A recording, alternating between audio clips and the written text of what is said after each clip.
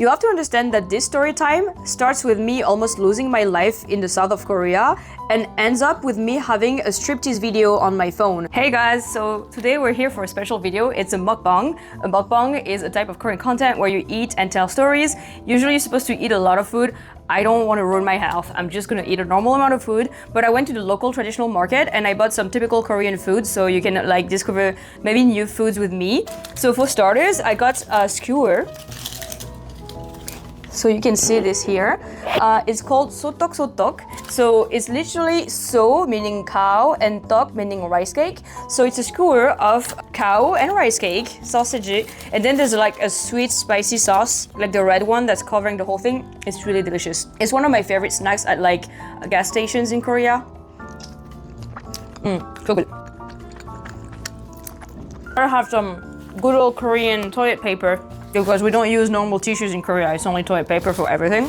Today I'm not doing just a mukbang, I'm doing a mukbang to talk about the time I almost lost my life in Korea, which is a crazy story that happened to me a few years back. Sometimes I tell my friends this story, but like not very often, so I think a lot of people in my life are not even aware of that crazy story. I thought it would be a good idea to just do a mukbang, explain the whole anecdote with every little detail, but sometimes when I explain it to people, I kind of go over some details just because the story is really long. Those details are not necessarily important, but they're really funny when you understand the context of everything. Buckle in, we're in for a ride. This is the story of how I almost lost my life in South Korea. Here we got some japchae and here something called tteokgalbi. So japchae is like noodles that are made with sweet potato starch. So they are very transparent and kind of chewy. I really love those. And usually there's like a bunch of vegetables that come with it. And this is tteokgalbi, which is tteokgalbi can be translated into like rice cake ribs or something. It's basically some sort of Korean traditional steak and it's delicious. So you can buy all those foods at most traditional Korean markets. And this food is really great to introduce the story because the story happened in Ulsan, which is a city that's not too far from Busan. I went to Ulsan 2 times in my life, and the 2 times I went there, I always went to the traditional market of Ulsan, and I would buy tteokgalbi and japchae from the traditional market because they make it really good there. And in the Ulsan japchae, they have omuk, which is oden fish cake.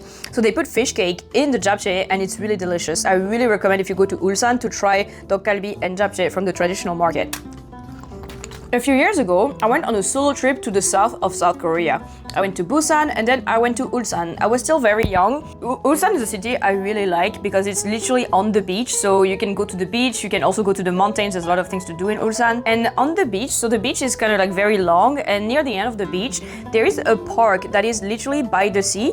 And so the park is kind of like on the cliff. When you get into the park, you can like walk around the cliffs and you can literally see the sea. And so the cliffs are quite tall. They're like between 3 to like 8 meters above sea level, depends on where you go. So the park is like kind of a big forest, and then there's like also like a suspended bridge where you can see the sea under your feet. It's really scary and beautiful. That is just to explain that the park is kind of like higher up than the sea level. It's like a few meters or even almost 10 meters depending on where you are. It's quite above sea level. So I was like walking around the cliffs and stuff, and there was a path where you could go down to like a lower cliff to have a better view of the sea. So I did that. I went down the stairs. And mind you, in Korea, if something is dangerous in public spaces, they will always have a huge sign saying, "Danger! It's like slippery, danger, there's rocks falling," like big danger signs everywhere. So for me, when in Korea, if there's no danger sign somewhere, I assume it's safe because Korean people are extra cautious about public safety. So good.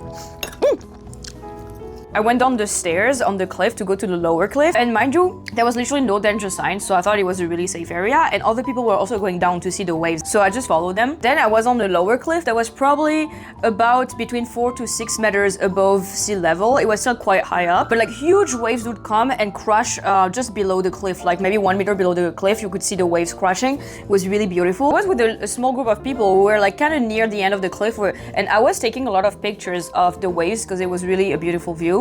And I kept thinking, oh, I should get closer to get like a better picture of the waves crashing on the cliff. So I kept getting closer and closer, and suddenly I see a massive wave. It was taller than me. I'm 1.53 meters. So the wave was at least 2 meters tall. It could have been taller. It was too fast to tell. Mind you, the cliff is like about 5 meters above sea level. So the wave that was coming upon me was actually, if you make the calculations, the wave was actually around 7 meters tall. So it's not a small wave at all. Suddenly the huge wave comes above me and I'm like, oh shit, this is taller than me. I'm gonna be screwed if it reaches me. So then I turn back and I start walking, but the wave is really fast. And as my back is turned, suddenly I feel like a huge pressure. Like I've never felt that weight in my life. Suddenly the water reaches me, and in less than 1 second, I am on the floor. I am on the ground and I cannot get up. The wave is above me. I am on the water, and then I understand the power of the sea. And then I think back about Shanks, what Shanks said to Luffy when Luffy wanted to become a pirate at 7 years old, and Shanks told him,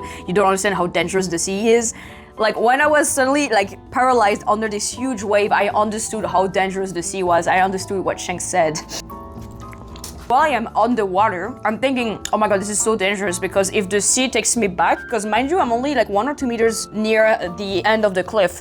So if the water just takes me back, then I will fall like 5 meters, and then the other waves will crush me against the cliff. So I'm trying to grab rocks and stuff, but it's really hard. I'm not grabbing anything. So while I'm trying to grab stuff, I'm still like underwater from the wave is over me. I'm realizing, oh, I'm not gonna make it out. This is the end. And this is very interesting because I'm French, but I had this thought in English in my head. I remember so vividly. I was like, this is the end. This is the end. If I don't get out of here, this is the end for me. I was really scared. I was scared, but more than scared, I was just like shocked. Like, oh, this is the end for me so soon.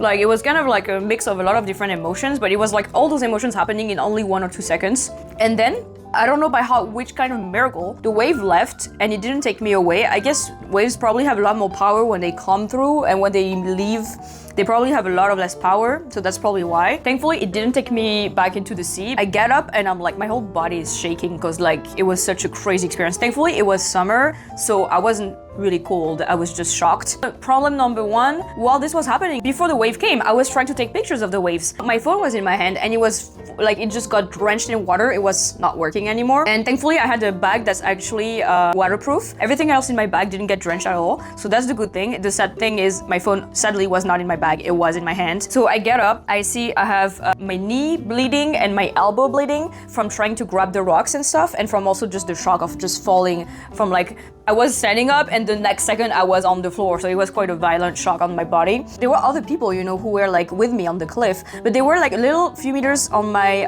left, so they were near a big rock, so I think they didn't get hit by the wave the same way as I did, so they were kind of giggling and they were taking it in a very like fun and lighthearted way, and I was looking at them, I was like, I feel like we didn't have the same 5 last seconds, because like my last 5 seconds were the scariest seconds of my life, and y'all are just laughing. It was very confusing, and mind you, the whole time on a cliff that was above us, there was a couple, an old Korean guy and an old Korean woman. We call them Ajoshi and Ajuma, and they were on like perched on the side of the cliff that you can't even reach easily from above or from where we were. It was kind of, I don't even know how they got there, and the whole time this thing was happening, the whole time I was underwater, the whole time I got up, I was confused and stuff. This guy was singing what I can only describe as traditional Buddhist chants or like something kind of mystical, and his wife was just listening to him, and they were both sitting like crisscross like on the cliff. The guy was like rah, rah, rah, rah, rah, like no instrumental, nothing. He was just singing super loud, so he gave a whole very mystical atmosphere to the whole thing.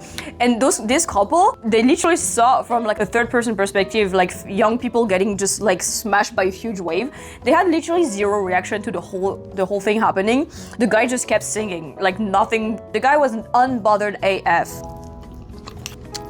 The reason all those foods are so good is because they all have sugar in it, even though it's supposed to be savory food. I get up, I'm drenched, I'm bleeding from my knee and elbow, and I see that the other people like just giggling, so I'm like, okay, they're not gonna be very helpful. They won't understand what I went through. So I just get up, I go back to the main part of the park, I go up the stairs, and to go back to the bus stop, the entrance of the park, you would have to walk at least 20 minutes from where I was. So it was the ultimate walk of shame. I was just drenched. Like there was a lot in the park, there are a lot of families, locals just taking a walk, having a good time. It's like a chill afternoon. The weather is perfect, and there is this crazy Wegugin, this crazy foreigner, drenched in water, bleeding from knee and elbow, looking like a traumatized zombie. This is where I get kind of frustrated about Korean classes, because if you've been to Korean classes in Korea, like Ohakdang, you know that there's always a lesson that talk about how Korean people have so much jong. Jong is like this affection you have for other people, even the people you don't know, and how you're gonna be really kind and like do a lot of things for even people you've never met before. I can tell you this is so untrue. Jong does not exist in Korea. I'm sorry, it just does not exist. If someone is kind to you in Korea, it's because it's a kind person. But jong as a societal concept does not exist. Why? Because I was a young girl bleeding and completely drenched in water, I was looking really not okay. I was walking alone trying to find my path in the park. Literally no one tried to help me. People would just ignore me. So then I went to the bus stop of the park. My phone is dead now, so I have to get back to my guest house, which is around. Thankfully, my guest house was really next to the City Hall bus stop. It's a very convenient bus stop. Like a lot of buses go there. I had to ask people. At the time, I was already very good at Korean. Of course, now I'm better, but at the time I was topic level 5. I could really get around in Korean, no problem. I'm still drenched and bleeding, but I'm asking people, hey, sorry, do you know which bus I can take from here to go to City Hall? People just don't even try to help. Everyone has cell phones, right? Even if they don't know, they can just look it up and tell me. No one is trying to help. They're just like, oh, 몰라요, 몰라요. Finally, someone, like after like at least 5 minutes of asking different people, I think a younger woman, maybe she was in her 30s, she tells me, I'm not sure, but you should take this bus, and then this bus will take you to a bus stop where you can transfer, and in that transfer place you will be able to go to City Hall. Park we were at was far away from the city center, so you kind of had to take a bus that would take you to the city center, and then from the city center you could go to City Hall. So I follow her advice. Then in the bus, like in the summer, Korean buses have very strong AC. So, and I was completely wet, so I was really like shivering from the cold, and then I was still bleeding. Don't forget that part. I finally get to City Hall, and then thankfully I remember the way from City Hall to my guest house. So I walk to my guest house, and then I realized in order to enter the guest house, there is a password on the main entrance of the door, and the password was written on my phone, but now my phone is dead. The guy who manages the guest house is not there every day. He only comes if you call him. Again, I don't have a phone. So I'm just waiting there, and thankfully I only wait a few minutes, and then I see a guy who's just like a guy who lives in the area. He was just buying something in the 편의점, in the convenience store, and he was just walking home. So I go up to him and I ask him in Korean, can you please, I explain the situation to him, my phone died, I need to call the guest house manager so I can get in. It was really nice, he helped me make the call. I got the password and I got in. Thankfully, oh my god, now that I think back about this wasn't the best move. I never thought about that, but thank god I did that. I brought my computer on the trip with me, my laptop, and then I could still have access to the internet and communicate with people through my laptop. So I go on my laptop and I see that if you want to save your phone after it got drenched in water, you should put it in rice, in dry rice, and the rice absorbs the water. Then later on I found out that it doesn't really apply to seawater. Seawater is a different type of beast. But then I go to the nearest convenience store. At this convenience store there was only 2 kilos of rice. You couldn't buy less than that. Here I am in Ulsan buying 2 kilos of rice, take them back to the guest house, and then I put my phone in it. I pray to all the gods, all the Samsung gods, that this would work. In Korea, the main way we communicate with people is through an app called KakaoTalk. It's kind of like the WhatsApp of Korea. At the time, I only had KakaoTalk on my phone. I didn't have it on my computer. So it meant that I couldn't talk to a lot of my friends in Korea because I only had their KakaoTalk information at the time. It was very odd because I used Facebook Messenger to message some of my friends that I knew from France, but I couldn't message a lot of the people in Korea that could actually help me in the situation. I was really like only texting a few people that I knew on Facebook. I was supposed to stay an additional day in Ulsan to go take a boat trip to see the whales and the dolphins, but then this experience was like, no, I need to go back to Seoul first thing tomorrow. Then I go to bed. It was really hard to sleep that night. I kept thinking about so many things. This experience of almost losing my life had a lot of impacts on literally everything. Like my brain chemistry really changed after that day. That's something that I would discover later on. Like at the time I was really just shocked. Then I take the bus the next day, and this is just the start of a long adventure. This is just the beginning. You have to understand that this story time starts with me almost losing my life in the south of Korea and ends up with me having a striptease video on my phone. This is literally the definition of the butterfly effect, because if I didn't have this near-death experience, I would not have ended up with this striptease video on my phone. All the elements are connected. Every small action in life can be connected and have crazy repercussions later on. Just watch and find out. So I go back to Seoul. I had just taken a small backpack for the trip, but now in my backpack there was the 2 kilos of rice I bought the night before at the convenience store trying to save my phone, and I didn't want to waste all that rice, so I just took it back up to Seoul. So I take the intercity bus to Seoul, and I end up in the big bus station where all the intercity bus come, and now I have to take the subway to my house. So I go down to the subway station, and now I don't have a phone, so I need to find my way through traditional ways, which means I have to look at the subway maps on the walls of the subway. The problem is the specific subway exits where I am, I don't find any maps. I'm just kind of like, okay, where is the nearest subway map that I can find? I just can't find any, and my bag is really heavy because there's my stuff, my laptop, and the 2 kilos of rice. Korea is extremely safe, so I decided I'm just gonna put my bag next to one of the ticket machines at the entrance of the subway, and I'm just gonna take a look around to find the subway map on the wall. So I started doing that, but the problem is it was not just an ordinary subway station. It was a subway station that was linked to an underground shopping mall. So because it's like the subway station near an intercity bus station, it's like a huge place. So there's like a lot of stores and a lot of shops inside the subway station. It's basically like a maze. And I didn't memorize the exit number where I left my bag. I just started walking around because I really assumed that the subway map would be easy to find and not that far away. Then I started walking. Finally, I find the subway map, so I just really memorized which subway I have to take and stuff. And then I'm like, okay, let's go back to find my bag. And then I'm like, I don't know where my bag is. I don't know where I am. I don't remember which exit I left it at. It's just, I'm lost. At least for 15 minutes, I was running like a crazy person inside this shopping mall maze, trying to find my bag again and trying to remember which exit I left it at. But it was really, really hard. And then after 15-20 minutes, I finally found the bag. Nothing was gone. My bag was there. Literally, no one has stolen anything from me. It was still there. I take my tired ass to my house. Then the other part of the problem is I don't have a phone now. I should get a new phone. I tried to turn it on again, but even after putting it in rice for such a long time, it was still not working. So I decided to go to the Samsung store to ask if they can repair it. And the guy was basically like, if you want to repair this phone, it would cost you 900,000 won and we would not be able to recover the data. So basically he was telling me to repair the phone, we would have to get a lot of new pieces and put them together. So they would basically be assembling a new phone from scratch. So that's why it would be almost 1 million won. So I was like, of course I'm not doing that because the phone I had at the time, I had paid approximately 400,000 won to get it. I was like, I'm not paying like more than double to fix it. And it was really sad because at the time I had gotten a new phone not that long ago and it was a really good new Samsung at the time, one of the models that takes really good pictures. I was really sad to learn that my fancy new phone had died in such a tragic way. So then I went to my phone operator. I'm not gonna get into details here because they kind of tried to scam me and make me pay a lot of money for a stupid reason. And I'm not gonna get into details because it's related to contracts. Defamation lawsuits in Korea are really, really bad. But so they tried to scam me. I ended up crying in front of the workers. So they were trying to scam me less because they wanted me to pay a certain amount of money.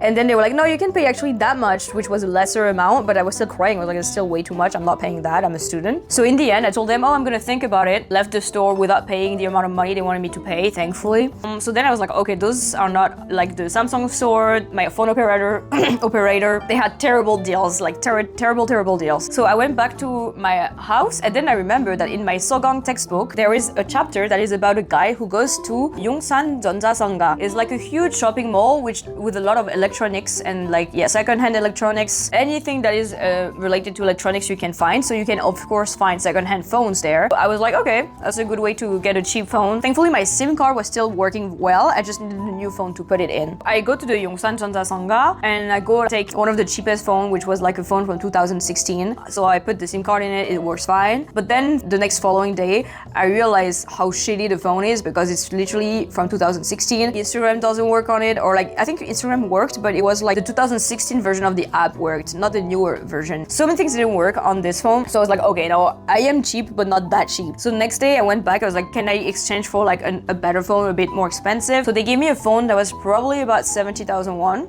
which was more recent model, but still like, of course, not the cream of the crop, but it was working more or less fine.